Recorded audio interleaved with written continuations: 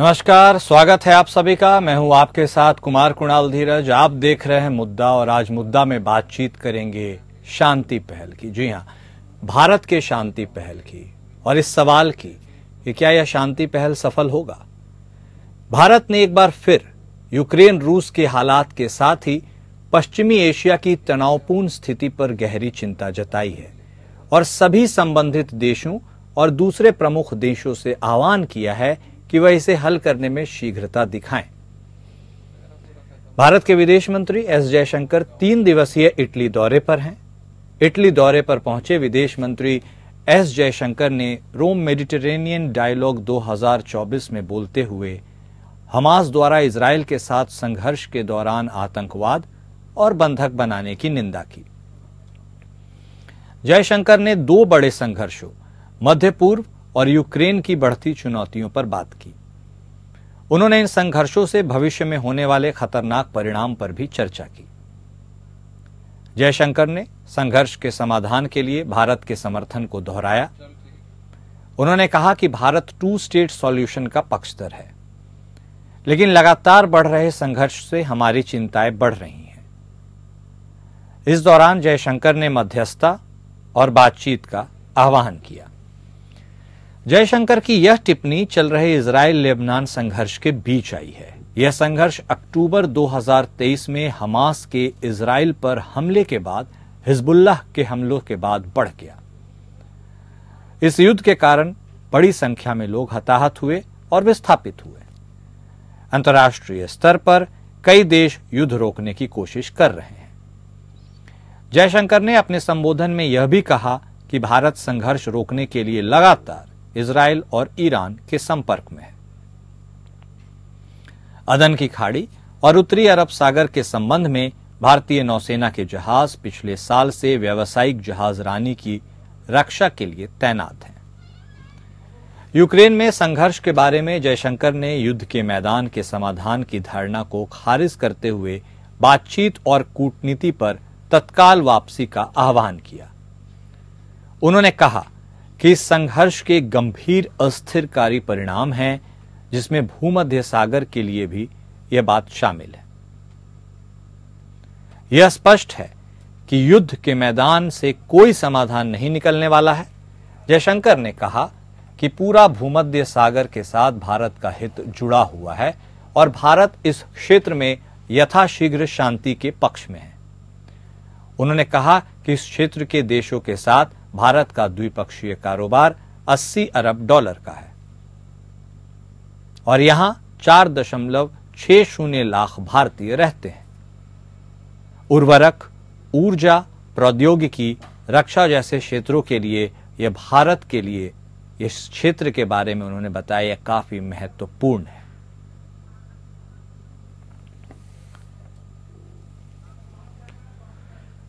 और जिस तरह से भारत ने एक बार फिर से, भारत वैसे शांति पहल के लिए हमेशा पक्षधर रहा है और इस बार तो उसने फिर से पहल की है ताकि यह जो पूरा केओस है यह किसी तरह सिमट सके। और इसी मुद्दे पर बातचीत करने के लिए हमारे साथ हमारे 2 खास मेहमान जुड़ चुके हैं। हमारे साथ कर्नल दिनेश शर्मा साहब जुड़ चुके हैं। कर्नल दिनेश शर्मा साहब रक्षा मामलों के विशेषज्ञ हैं। हमारे साथ करोड़ी सिंह साहब भी जुड़ चुके हैं। करोड़ी सिंह साहब विदेश मामलों के जानकार हैं। आप दोनों खास मेहमान का स्वागत है। सबसे पहले करोड़ी सिंह सर, आप ही के पास आते हुए, G7 समिट, विदेश मंत्रियों का एक जगह जमावड़ा इटली की राजधानी रोम में, और ऐसे में विदेश मंत्री एस जयशंकर साहब का इस ओर इशारा करना कि हम शांति के पहल में हैं, यह दर्शाता है और ये क्या एक अपने साथ सवाल भी लाता है कि हम जो बात कर रहे हैं, क्या जो लोग इसमें शामिल हैं, इसका मतलब तनाव वाले क्षेत्र में जो नेशंस इन्वॉल्व्ड हैं, क्या वो हमारी बात सुन रहे हैं? क्या वो हमें सुनकर सीरियसली लेंगे? और क्या हम यह बात कहने से अपने उस ग्लोबल रीच को भी बढ़ाने की कोशिश जरूर करेंगे, ताकि अगर वो ना सुने तो कोई और सुने जिसकी वो सुने? करोड़ी सिंह साहब। देखिए कुणाल जी, भारत की जो विदेश नीति का आधार है वो यही है कि दुनिया में कहीं कोई विवाद है, कहीं कोई तनाव है, तो उसको शांतिपूर्ण तरीके से संवाद से और कूटनीति से सुलझाना चाहिए, और यही भारत का वैश्विक दृष्टिकोण है। लेकिन अभी जो तनाव चल रहे हैं, एक यूक्रेन रशिया को लेके, एक इजराइल और पैलेस्टाइन को लेके, इन दोनों से ही भारत प्रभावित हो रहा है। यूक्रेन वाले से कम है, लेकिन जो ये पैलेस्टाइन और इजराइल का है, इससे बहुत ज्यादा भारत प्रभावित हो रहा है। क्योंकि अरब कंट्रीज में, मिडिल ईस्ट में भारत के बहुत से लोग, लाखों लोग रहते हैं, जो हमारे विदेश मंत्री ने भी कहा। हमारा उनके साथ व्यापार है, हमारी ऊर्जा संबंधी रिक्वायरमेंट वहां से पूरी होती है, और सबसे ज्यादा रिमिटेंस है, फॉरेन करेंसी है, वो इसी क्षेत्र से आती है। क्योंकि भारत, जो विकसित देशों में भारतीय रहते हैं, वो वहां जाके सेटल हो जाते हैं, लेकिन अरब कंट्रीज में रहते हैं वो ज्यादातर ब्लू कॉलर वर्कर, मजदूर हैं या छोटे काम करने वाले हैं। तो वो जितना पैसा बचता है सब भारत भेजते हैं। तो भारत प्रत्यक्ष रूप से आर्थिक दृष्टि से प्रभावित हो रहा है। दूसरा, व्यापारिक दृष्टि से ये जो दोनों संकट हैं, ये काला सागर, लाल सागर और भूमध्य सागर, तीनों के द्वारा जो व्यापार होता है वो प्रभावित हो रहा है। तो भारत का व्यापार भी ज्यादातर इसी रूट से होता है, और भारत के किसानों के लिए फर्टिलाइजर है या दूसरी चीजें आती हैं, वो भी इसी रूट से आती हैं, तो वो प्रभावित हो रहा है। इसलिए भारत प्रत्यक्ष रूप से प्रभावित हो रहा है, इतने दूसरे देश इस रूप में प्रभावित नहीं हो रहे हैं। इसलिए भारत का ये सरोकार है कि किसी न किसी रूप में इस क्षेत्र में शांति हो।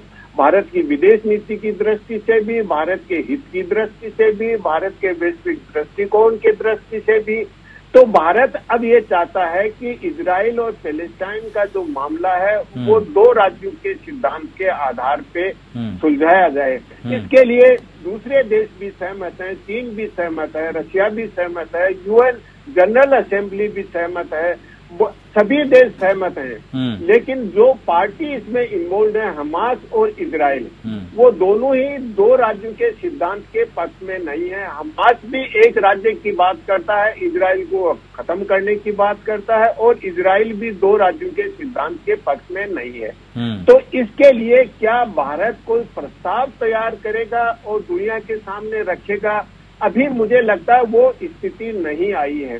भारत ने एक सद्भावना के रूप में, भारत के प्रधानमंत्री ने भी बार बार कहा है, भारत के विदेश मंत्री ने भी, जितने बहुपक्षीय मंच हैं और द्विपक्षीय बातचीत में ये स्थिति स्पष्ट की है कि बात संवाद से और कूटनीति से समाधान कीजिए। लेकिन भारत ने अभी तक कोई प्रस्ताव तैयार करके सबमिट नहीं किया है।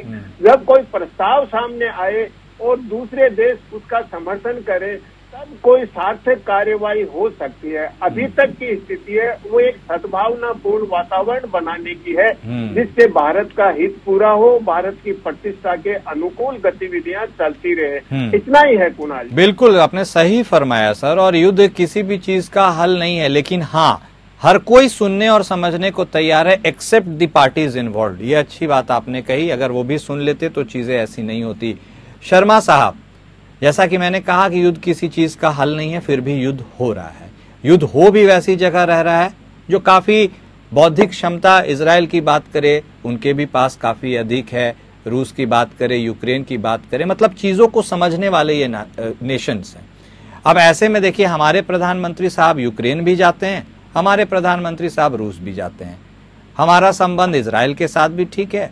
ईरान के भी अगर प्रेसिडेंट की स्वेरिंग इन सेरेमनी होती है तो हमारे नेशन से कोई जाता है। इसका मतलब जिस ओर करोड़ी सिंह साहब ने इशारा किया, क्या एक हमारी पीड़ा भी है?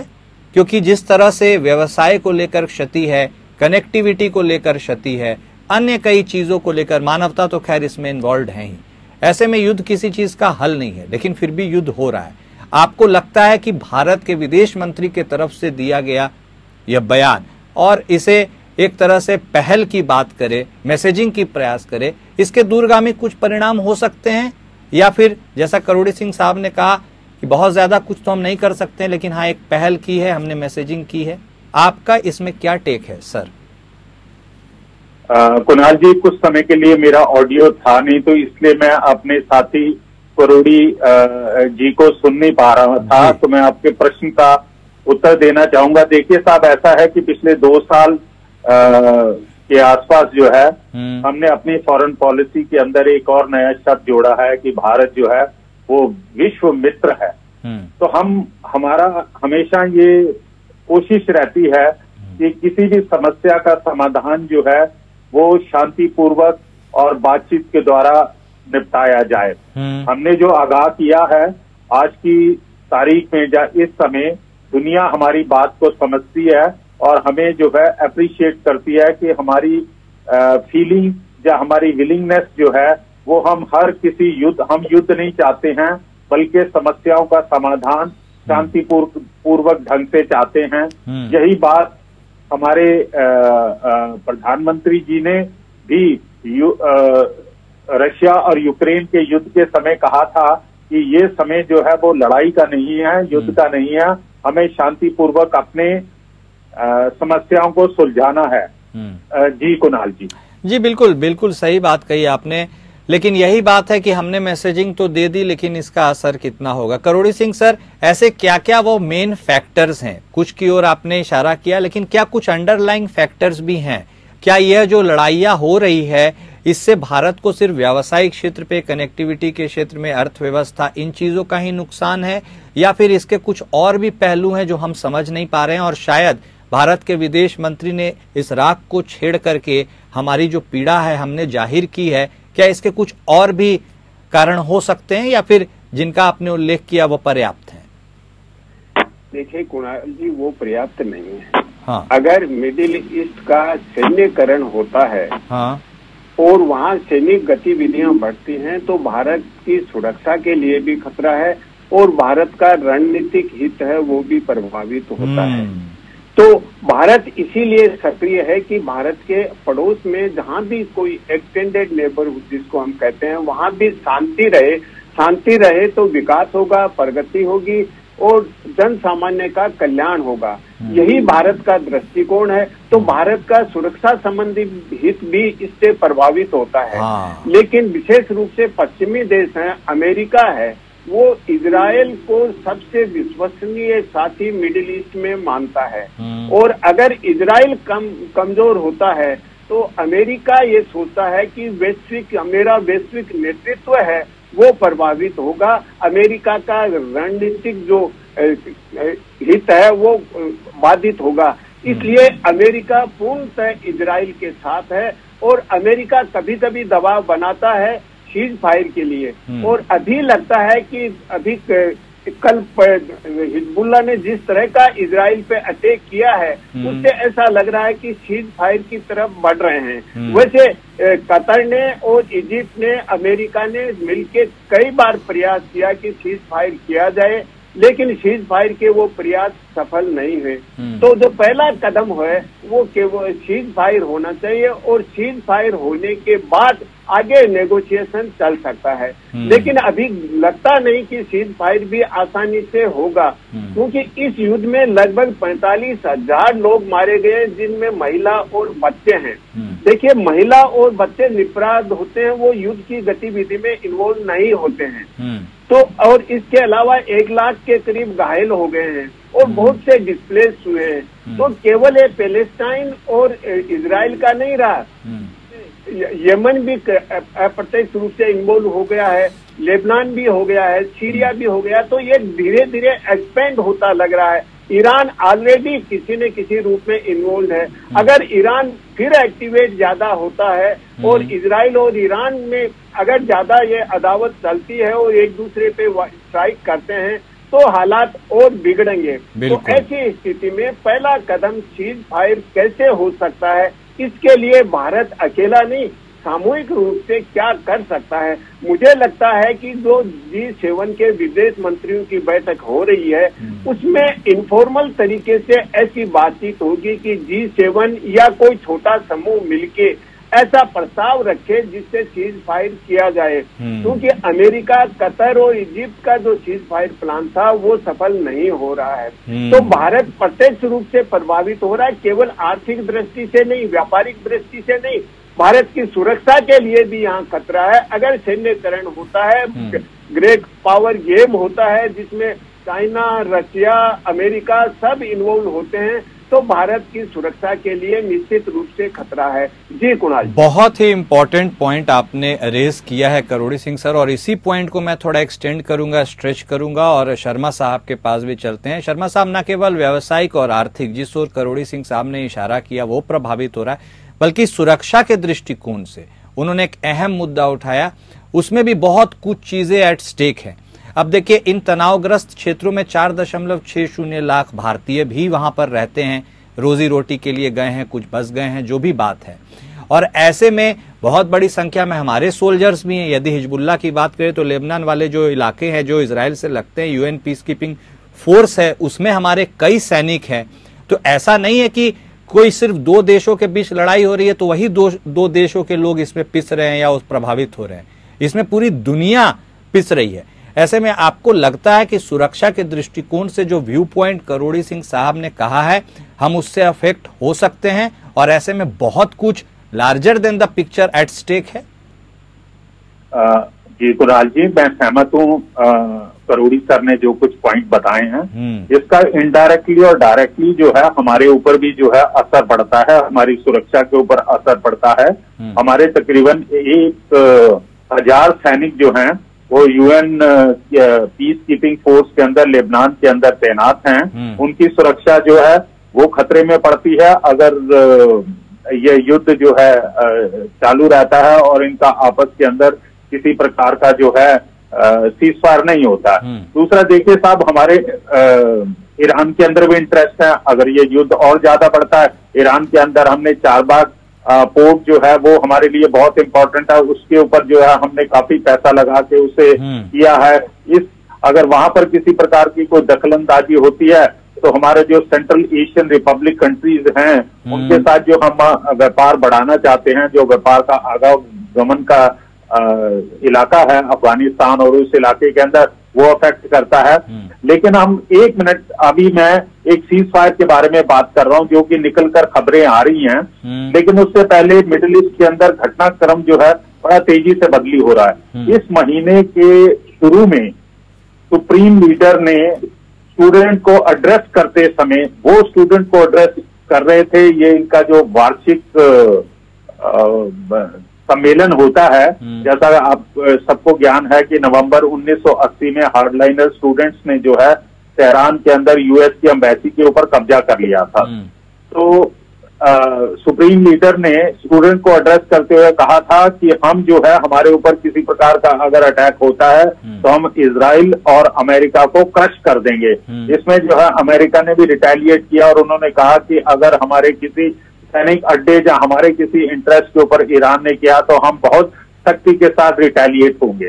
उसके बाद जो है, जो सुप्रीम लीडर का सुप्रीम एडवाइजर हैं डॉक्टर मोहम्मद जावेद लारजानी, जो कि पहले जो है head of the Iran basic science institute के हेड थे, उन्होंने अपना एक इंटरव्यू में कहा है कि ईरान परमाणु बम बनाने के अंदर कैपेबल है। हमारे पास 65% एनरिच यूरेनियम है और उसको 90% ले जाने में हमें 1 हफ्ता लगेगा और विद इन ए मंथ और सो हम जो है परमाणु बम बना सकते हैं। इस प्रकार की स्टेटमेंट देना, एक जिम्मेवार आदमी के द्वारा स्टेटमेंट देना, इसका अलग से मायने निकलते हैं कि वो अब बता रहे हैं कि हम कैपेबल हैं न्यूक्लियर वेपन बनाने के लिए। उसके साथ साथ जो है फ्रांस, जर्मनी और यूके ने जो इंटरनेशनल वॉचडॉग एजेंसी है, इंटरनेशनल एटॉमिक एनर्जी, उसके सामने इन्होंने एक सेंसर पास करवाया है कि Iran is not cooperating to inspect the nuclear facilities. लेकिन अब ईरान के जो हैं थोड़े से टोन जो है वो नीचे आई है और उसने कहा है कि हम यूके, फ्रांस और जर्मनी से जो है बातचीत करेंगे। तो ये कुछ एक इंडिकेशन होते हैं जो आपको बताते हैं कि अब पीस आने के कुछ चांसेस हैं। अब वाशिंगटन, अमेरिका जो है वो सीज फायर के ऊपर जो है वर्कआउट कर रहा है। उसके अंदर से चंद एक बिंदु हैं जिनके ऊपर की सीज फायर में कुछ पॉइंट अटके हुए हैं। लाइक इजराइल चाहता है कि लेबनान से पूरे के पूरे जितने भी वेपन हैं हिजबुल्लाह के वो वहां से रिमूव किए जाएं, हिजबुल्लाह वहां से हट जाए और उस बॉर्डर को जो है इंटरनेशनल पीस कीपिंग फोर्स देके along with the Lebanon army, जो जिस आर्मी को अभी तक इस युद्ध से दूर रखा गया था। दूसरा, इजराइल के ऊपर भी प्रेशर है कि जितने लोग जो है लेबनान बॉर्डर से इजरायली विस्थापित हुए हैं उनको दूसरी जगह के ऊपर शिफ्ट किया गया है, वो भी चाहते हैं कि हम वापस अपने घरों में चले जाएं। तो अंदरूनी तौर के ऊपर भी जो है सॉरी प्राइम मिनिस्टर नेतन्याहू के ऊपर प्रेशर है। हाँ, लेकिन चंद एक पॉइंट है कि इजराइल चाहता है कि अगर सीज फायर होता है, पहले 2 महीने के लिए अगर सीज फायर होता तो उस दौरान जो है ये कार्रवाई हो जानी चाहिए। और साथ में इजराइल एक प्रकार की गारंटी मांगता है कि हिजबुल्लाह जो है इन फ्यूचर, जैसा हमास ने 7 अक्टूबर को अटैक किया था, इस प्रकार का कोई अटैक ना हो। तो कुणाल जी, मेरा ये मानना है कि ये जो सीज फायर का समझौता है ये कम से कम 20 जनवरी से पहले तो होने वाला नहीं है। ये तो नई हुकूमत आएगी उसके बाद जो है सीज फायर होने के चांसेस लगते हैं। ठीक है। दूसरा, अभी नया प्लेयर जो है, एक लास्ट पॉइंट है, अगर आप मुझे करिए तो बिल्कुल सर। फ्रांस जो है कुणाल जी, फ्रांस भी अब बीच में कूद पड़ा है, वो भी इजराइल के ऊपर प्रेशर डाल रहा है कि आप सीज फायर करें। हालांकि फ्रांस ने इजराइल को वेपन देना बंद कर दिया था और इसमें कुछ मनमुटाव भी हुआ था इजराइल और फ्रांस का, लेकिन अब इजराइल जो है वो राजी है कि जो इंटरनेशनल कमीशन बनता, अगर ये सीज फायर होता तो इंटरनेशनल कमीशन बनता to oversee the peace and tranquillity on the border, so Israel is ready to accept France as a member of that commission। जी कुणाल जी, बिल्कुल बिल्कुल, आपने कई बिंदुओं को छुआ है। और करोड़ी सिंह सर, इसको थोड़ा सा आगे बढ़ाते हैं। क्या आपको भी लगता है, अब देखिए 3 दिवसीय दौरे पर विदेश मंत्री साहब हैं, उनका इस जंक्चर पर यह स्टेटमेंट आना तब जब यूनाइटेड स्टेट्स अब सत्ता परिवर्तन की ओर जा रहा है, जनवरी में वहां से ट्रंप साहब नए प्रेसिडेंट होंगे, तो क्या लीडरशिप, आपको लगता है क्या बहुत कुछ चीज, ये चूंकि अमेरिका हर चीजों में ज्यादातर इन्वॉल्व होता है, उसके बिना सहमति के या रजामंदी के या सिग्नल नॉड के कुछ नहीं हो सकता, आपको लगता है चेंज इन लीडरशिप भी अफेक्ट करती है इस ऑनगोइंग युद्ध के प्रोसेस को और बहुत हद तक चीजों को संभाला जा सकता है, उस ओर क्या बढ़ रहे हैं? देखिए कुणाल जी, अमेरिका दुनिया की सर्वोच्च शक्ति है, सैनिक दृष्टि से सर्वोच्च है, क्योंकि अमेरिका पूरी दुनिया का 39% खर्चा सेना पे करता है, बाकी है वो 61% करते हैं। तो अमेरिका सैनिक दृष्टि से, आर्थिक दृष्टि से अमेरिका की अर्थव्यवस्था बहुत बड़ी है, तो दुनिया का नेतृत्व तो अमेरिका कर रहा है। लेकिन हम पश्चिमी देशों को एक यूनिट नहीं मान सकते। अमेरिका और ब्रिटेन है वो एक एक्सट्रीम पोजीशन लेते हैं। यूरोपियन कंट्रीज हैं, फ्रांस, जर्मनी, स्पेन, इटली, ये थोड़े से मॉडरेट हैं, ये चाहते हैं कि समाधान हो। अमेरिका और ब्रिटेन दबाना चाहते हैं। लेकिन एक चीज हम समझते हैं, जैसे इंसान हो चाहे देश हो, दीवार से सर टकरा के समझौते की तरफ आते हैं। और इजराइल को भी इतना नुकसान आज तक के किसी कॉन्फ्लिक्ट में, किसी लड़ाई में नहीं हुआ जो इस बार हुआ है। तो इजराइल भी अब लगभग थकता नजर आ रहा है, तो इजराइल भी शायद सीज फायर के लिए एग्री होने की तरफ जाए। और दूसरी तरफ ट्रंप का जो दृष्टिकोण है, उन्होंने अपने पूरे कैंपेन में ये कहा था कि मैं जीतते ही युद्ध का समाधान कर दूंगा। और इसकी ऐसी स्थिति में मुझे लगता है कि बाइडेन ये क्रेडिट लेना चाहते हैं कि मैंने इस पैलेस्टाइन इजराइल में सीज फायर करवा दिया, और दूसरी तरफ यूक्रेन के मामले को थोड़ा एक्सेलरेट करना चाहते हैं, इस सेंस में कि वहां लॉन्ग रेंज मिसाइल देती हैं और वो ये प्रूफ उसको और कॉम्प्लिकेटेड बनाना चाहते हैं। क्योंकि ऐसा लग रहा है बाइडेन को और उनके जो समर्थक हैं उनको कि अगर ट्रंप ओथ ले लेगा तो उसके बाद में रशिया का कुछ फायदा हो सकता है, रशिया के साथ कुछ उधार हो सकता है ट्रंप। तो एक तरफ तो बाइडेन यूक्रेन क्राइसिस को ज्यादा कॉम्प्लिकेटेड बनाने में लगे हैं, दूसरी तरफ इजराइल वाला है, इसको थोड़ा सा लिबरली वो सीज फायर की तरफ ले जाना चाहते हैं और ये प्रूव करना चाहते हैं कि देखिए आपके सत्ता में आने से पहले ही मैंने इस सीज फायर की स्थिति ले आया, शांति की तरफ ले जा रहा हूँ। ऐसा नहीं है कि ट्रंप ही ले जाते हैं, क्योंकि ट्रंप ने पिछले टर्म में जो रोल प्ले किया शांति स्थापना के लिए, अब्राहम अकॉर्ड्स किए, यरूशलेम को इजराइल की कैपिटल बना दिया, अफगानिस्तान से पीस एग्रीमेंट कर लिया और कहीं कोई कॉन्फ्लिक्ट नहीं हुआ। जब यरूशलेम को कैपिटल बनाया तो यूरोपीय देशों ने जरूर कहा था कि अगर आप यरूशलेम को इजराइल की कैपिटल बनाते हैं तो इस यरूशलेम को पैलेस्टाइन की कैपिटल बनाइए, लेकिन उस समय ट्रंप ने स्वीकार नहीं किया। हाँ। लेकिन ट्रंप ने सिचुएशन को बिगड़ने नहीं दिया। मेरे ख्याल से ट्रंप का अप्रोच है वो मिलिट्री और पॉलिटिकल कम है और बिजनेस वाला ज्यादा है। तो वो बिजनेस और पॉलिटिक्स अच्छी तरह से करना चाहते हैं। हाँ। तो अमेरिका का जहां जहां भी मिलिट्री इन्वॉल्वमेंट है और मिलिट्रीली अमेरिका मदद करना चाहता है, हाँ। दुनिया में कॉन्फ्लिक्ट क्रिएट करना चाहता है, उससे परहेज करेंगे। लेकिन अमेरिका में जो मिलिट्री इंडस्ट्रियल कॉम्प्लेक्स है वो ट्रंप को कितनी लिबर्टी देंगे, कितने ट्रंप इस तरह की पोजीशन लेंगे कि दुनिया में कॉन्फ्लिक्ट को कम किया जाए, क्योंकि वेपन्स की लॉबी है अमेरिका में, वो भी बहुत बड़ी लॉबी है। और अमेरिका का जो प्रजातंत्र है उसमें प्रेशर ग्रुप है, लॉबिंग है, इंटरेस्ट ग्रुप है, ये हाइपर एक्टिव है वहाँ के प्रजातंत्र को निर्धारित करने के लिए। तो ट्रंप का जो दृष्टिकोण है वो तो अलग है, लेकिन जो दूसरी तरफ दबाव होंगे, हाँ। वो किस दिशा में जाएंगे अभी कह नहीं सकते। लेकिन निश्चित रूप से यूक्रेन और इजराइल दोनों के मामले में ट्रंप शांति की तरफ कदम बढ़ाएंगे। बिल्कुल सर, तो देखिए कितनी कॉम्प्लिकेटेड चीजें हैं, वेट एंड वॉच की वाली स्थिति में रहना होगा और कितनी चीजें जटिल हैं और कैसे सुलझ भी सकती है, ये बहुत कॉम्प्लेक्स स्ट्रक्चर है। लेकिन आप दोनों गेस्ट ने इसे बहुत सरलता से समझाने की कोशिश की, इसके लिए आपका बेहद शुक्रिया आप दोनों मेहमानों का सर। तो जिस तरह से भारत ने यह शांति की पहल की है एक ऐसे मौके पर जब यूनाइटेड स्टेट्स में जो सत्ता है उसका जो हस्तांतरण होने वाला है वह ऑनगोइंग है, और ऐसे में जो ये ऑनगोइंग लड़ाई है उसे किस तरह से सुलझाया जा सकता है, इसी के ऊपर सबकी नजर है और इसी के ऊपर नजर बनी भी रहेगी। मुद्दा में हमारे साथ आज के लिए बस इतना ही। नमस्कार।